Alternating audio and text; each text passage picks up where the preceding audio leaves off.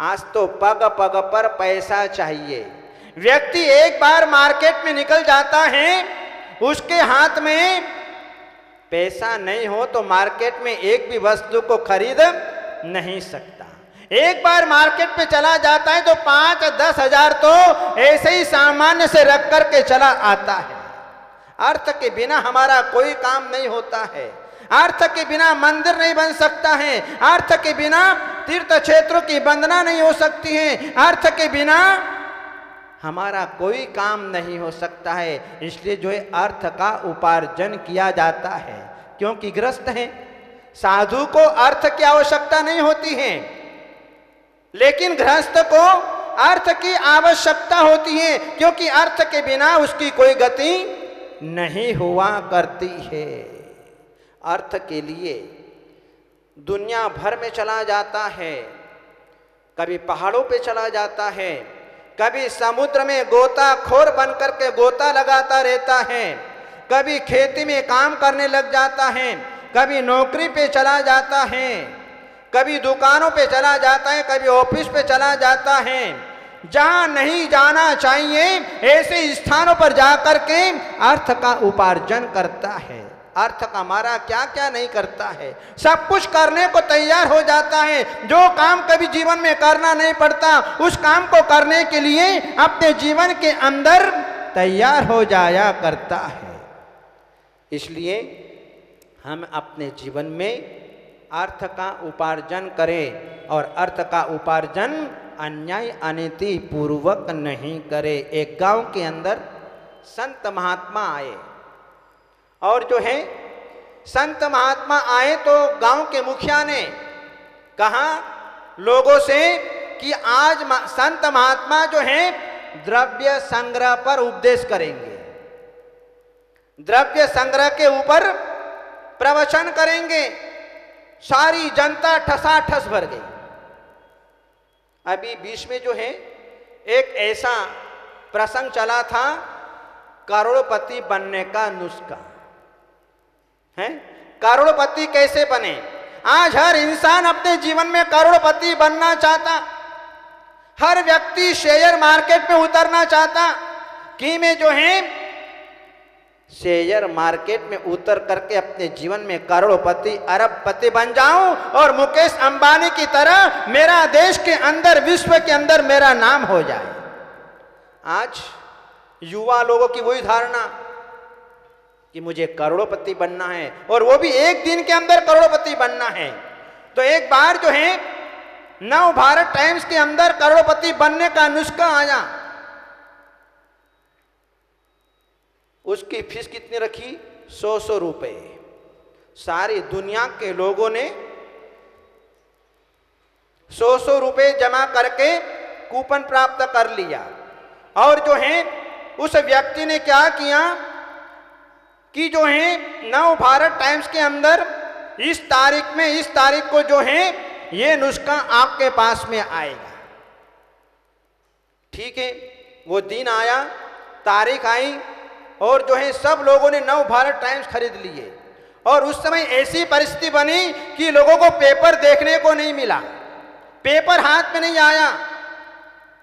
जिस दिन समाचार प्रेषित किए गए, उस व्यक्ति ने लिखा कि जो काम मैंने किया वही काम तुम भी करो। कितना सस्ता सौदा है करोड़पति बनने का। जैसे मैंने किया वैसा तुम भी कर लो, बस करोड़पति बन जाओगे। तुम करोड़पति बन तो जाओगे, लेकिन वो करोड़पति तुम्हें अपने जीवन में नींद नहीं देगा, तुम्हारी नींद को हराम कर देगा। तो मुखिया ने कह दिया कि आज तुम्हारा द्रव्य संग्रह के ऊपर प्रवचन करेंगे। संत महात्मा बैठे, सब लोग इंतजार ही कर रहे कि महाराज अभी बोलेंगे, अभी बोलेंगे, अभी बोलेंगे, द्रव्य संग्रह पर प्रवचन करेंगे, द्रव्य कैसे उपार्जन किया जाता है, द्रव्य कैसे आ जाए। लोग जो हैं मुनि संत महात्मा के प्रति चातक पक्षी की तरह आस लगाए हुए बैठे। 10 मिनट हो गया, 15 मिनट हो गया, आधा घंटा हो गया, 1 घंटा हो गया, 2 घंटा हो गया। सब लोग देखने लगे कि महाराज ने अभी तक द्रव्य संग्रह कोई बात ही नहीं करी, कोई बात ही नहीं करी, कोई चर्चा ही नहीं छेड़ी। करते करते धीरे धीरे दरवाजे से खिसकते गए और जो है 10 मिनट में जो है सारा हाल खाली हो गया। केवल एक जो है अपना पटवा जैसा बैठा रहा, पटवा जैसा बैठा रहा। संत महात्मा की आंखें खुली, बोले मेरा एक सच्चा भक्त है कि इसने आज जो है द्रव्य संग्रह पर प्रवचन सुना। तो संत महात्मा ने पूछा, भैया तेरे को द्रव्य संग्रह का प्रवचन कैसे लगा? बोले महाराज मैं कुछ नहीं जानता, द्रव्य संग्रह वगैरह कुछ नहीं जानता, मैं तो क्या द्रव्य मैं कुछ नहीं जानता, मैं तो मेरा माइक बंद करने के लिए यहां पर बैठा हूं। तो आज जहां पर जो है द्रव्य संग्रह, जहां दुनिया द्रव्य संग्रह में लगी हुई है, जबकि द्रव्य संग्रह हमारे एक ग्रंथ का नाम है कि हमें जिसमें 6 द्रव्यों का उपदेश दिया गया है। जीव, पुद्गल, धर्म, अधर्म, आकाश और काल, इन 6 द्रव्यों का उपदेश दिया गया है, उसका नाम है द्रव्य संग्रह। लेकिन लोगों ने उल्टा सोच लिया, चलो महाराज जो हमको द्रव्य कमाने की कला बताएंगे कि द्रव्य का संग्रह कैसा जाए, लेकिन वहां तो कुछ भी नहीं मिला। महानुभाव, इंसान अपने जीवन में विचार करता है कि पहले खूब धन कमा लो, खूब धन कमा लो, बाद में दान करेंगे, बाद में दान करेंगे, बाद में पुण्य कार्य करेंगे, बाद में धर्म करेंगे। लेकिन ध्यान रखना, द्रव्य तुम्हारे जीवन में आ जाए कोई जरूरी नहीं है। यदि द्रव्य आ गया, यदि अन्याय अनीतिपूर्वक द्रव्य आ गया, तो आपके भाव धर्म ध्यान करने के, पूजा पाठ करने के, दान देने के, तीर्थों की वंदना करने के नहीं होंगे। इसलिए हम अपने जीवन में ये धारणा निकाल दे कि पहले खूब कमा लें, अन्याय अनीतिपूर्वक खूब द्रव्य संचय कर लें और बाद में एक साथ दान कर देंगे, लेकिन वो नहीं कर पाएगा। पूज्यपाद आचार्य देव ने कहा, त्यागाय श्रेयस वित्तम अवित्तय संचिनोति स्व शरीरम स पंकेन स्नासामिति विलंपति। मैं पहले खूब द्रव्य इकट्ठा कर लूं, बाद में दान देऊंगा, इस भावना से जो द्रव्य का संचित करता है, मानो वह स्व शरीरम स पंकेन, मुझे स्नान तो करना ही है, इसलिए सबसे पहले शरीर के ऊपर कीचड़ लपेट लूं, कीचड़ लगा लूं, क्योंकि मुझे स्नान तो करना ही है। ये उसकी मूर्खता है।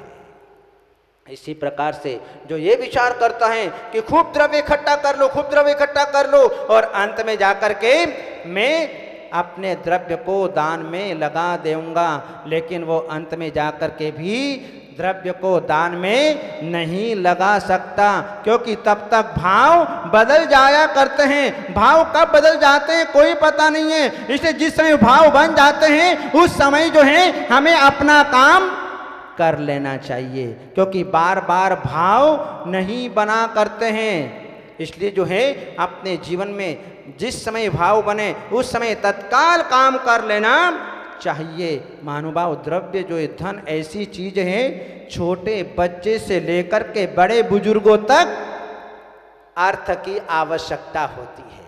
आज घर का छोटा बेटा होता है, वह दादा से, दादी से, माता पिता से जो है पैसा मांगता है, दादा दादा मुझे 2 रुपए दे दो, 5 रुपए दे दो, 10 रुपए दे दो, मैं कुल्फी खाऊंगा, मैं आइसक्रीम खाऊंगा। और बड़े बुजुर्गों को भी जो है धन की आवश्यकता होती है, युवाओं को भी आवश्यकता होती है, प्रौढ़ व्यक्ति को भी आवश्यकता होती है, क्योंकि धन के बिना कुछ भी नहीं है। इसलिए जो है अर्थ की आवश्यकता होती है, लेकिन अर्थ में से भी अर्थ को निकाल लेना, मोक्ष प्राप्त करने के लिए अर्थ की आवश्यकता नहीं। जहां अर्थ होता है वहां संसार बनता है, और जहां अर्थ नहीं होता है वहां पर मोक्ष बनता है। हमारे महापुरुषों ने अर्थ में से भी परमार्थ को निकाल लिया और अपने जीवन में मोक्ष को प्राप्त कर लिया। इसलिए अपने जीवन में द्रव्य का उपार्जन हो तो न्यायपूर्वक द्रव्य का उपार्जन हो, जो द्रव्य हमें अपने जीवन में सुख शांति समृद्धि को देने वाला हो, ऐसा द्रव्य हमें अपने जीवन में अर्जन करना, उसके ऊपर धर्म का अंकुश रखना बहुत जरूरी है। ये धर्म का अंकुश नहीं होगा तो फिर हमारे जीवन में वो अन्याय का द्रव्य हमारे जीवन में आता रहेगा। इसलिए जो है हमें अपने जीवन में वो सुख नहीं देगा। धन आते ही सुख मिलेगा, धन आते ही सुख मिलेगा, कोई गारंटी नहीं। धन आते ही सुख मिलेगा, कोई गारंटी नहीं, किंतु धर्म आते ही जीवन सुखमय बनेगा, इसमें कोई संदेह नहीं। इसीलिए हमारे आचार्य भगवंतों ने अर्थ पुरुषार्थ पर धर्म का अंकुश लगाने का उपदेश दिया कि अपने जीवन में वह धर्म का अंकुश लगा करके धर्म पुरुषार्थ करो और अपने जीवन को सुख शांति से बिताओ। आज हमारे पास में द्रव्य था, न्याय नीति का द्रव्य, हमारे भाव पूजा के हो गए, मंदिर में आने के हो गए, भक्तामर विधान के हो गए, दान देने के हो गए, सेवा करने के हो गए, अभिषेक करने के हो गए। यदि न्याय का द्रव्य नहीं होता तो आज हमारे भाव मंदिर में आने के, अभिषेक करने के, पूजा पाठ करने के नहीं होते हैं। इसलिए जो है ये द्रव्य जो है हमें अपने जीवन में वह न्याय नीति पूर्वक कमा करके इसे हमेशा अच्छे उपयोग में लगाना चाहिए, ताकि हम अपने जीवन में धर्म का उपार्जन कर सके। महानुभाव, आज यहाँ पर दो परिवारों ने यहाँ पर भक्तामर महामंडल ध्यान की आराधना की। चंदनमल जी, महान प्रसाद जी टुंगिया धुबड़ी परिवार और श्रीपाल जी रमेश कुमार जी गंगवाल तेजपुर परिवार वालों ने आज यहाँ पर आराधना की है। आप सबके लिए मंगलमय आशीर्वाद, आप अपने जीवन में निरंतर फले फूलें, आपका तन मन धन मंगलमय हो, आपका स्वास्थ्य मंगलमय हो, ऐसा आप सबके लिए आशीर्वाद। बोले आदिनाथ भगवान की जय। अर्थ पुरुषार्थ के माध्यम से धन का संचय किया जाता है। वह अर्थ पुरुषार्थ धर्म के रहते ही सक्सेस हुआ करता है। जीवन में अर्थ का जब संचय हो जाया करता है, धन का संचय हो जाया करता है, उस धन को, उस द्रव्य को या तो धर्म कार्य में या फिर भोगोपभोग की सामग्री में लगा करके सफल किया जाता है। यदि इंसान धर्म पुरुषार्थ में, भोगोपभोग की सामग्री में उस धन को नहीं लगाता है तो उसकी तीसरी गति होती है वह नाश। वह धन हमारे जीवन में किसी प्रकार से उपयोग में नहीं आता है। उसकी अंतिम परिणति वही दिखाई देती है कि उसका सर्वनाश हो जाया करता। धन संचय होने पर कुल परंपरा को, वंश परंपरा को चलाने के लिए जीवन में काम पुरुषार्थ किया जाता है। काम पुरुषार्थ जहां व्यक्ति अपने जीवन में उसको कंट्रोल नहीं कर पाता है, इसलिए वह पूर्ण रूप से ब्रह्मचर्य का परिपालन करने में समर्थ नहीं हो पाता है। इसलिए वह अपने जीवन में विवाह रचाता है। विवाह के माध्यम से अपने जीवन में उस काम पुरुषार्थ के ऊपर अपनी सीमा में रह करके वह उसके ऊपर भी विजय प्राप्त करने का पुरुषार्थ अपने जीवन में किया करता है। धर्म का अंकुश रखते हुए काम पुरुषार्थ का सेवन किया जाता है। अन्याय अनीति पूर्वक अपने जीवन में वह काम पुरुषार्थ का सेवन नहीं करता है। उत्पन्न होने वाली जो ऊर्जाएं होती हैं, उस ऊर्जा को किस प्रकार से हम कंट्रोल में कर सकें, किस प्रकार से हम प्रवाहित कर सकें, इसके लिए हमारे आचार्य भगवंतों ने स्वदार संतोष व्रत का विधान किया है। विवाह का प्रारंभ हमारे भगवान आदिनाथ के समय से प्रारंभ हुआ, तब से लेकर के आज तक निरंतर विवाह की परंपरा चली आ रही है। जब गृहस्थ विवाह के सूत्र में बंधन को प्राप्त हो जाता है, तब जो है उसके जीवन में धर्म पुरुषार्थ प्रारंभ हो पाता है।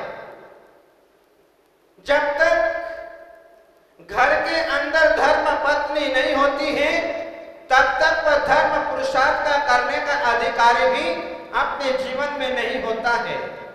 बड़े बड़े धार्मिक अनुष्ठान, महायज्ञ, पंच कल्याणक प्रतिष्ठाओं में जहां पर कुंवारे व्यक्ति को कभी भी मुखिया नहीं बनाया जाता है, वहां पर तो धर्म पत्नी की आवश्यकता होती है, क्योंकि बिना इंद्र इंद्राणी बने वह किसी प्रकार का धार्मिक अनुष्ठान अपने जीवन में संपन्न नहीं कर सकता है।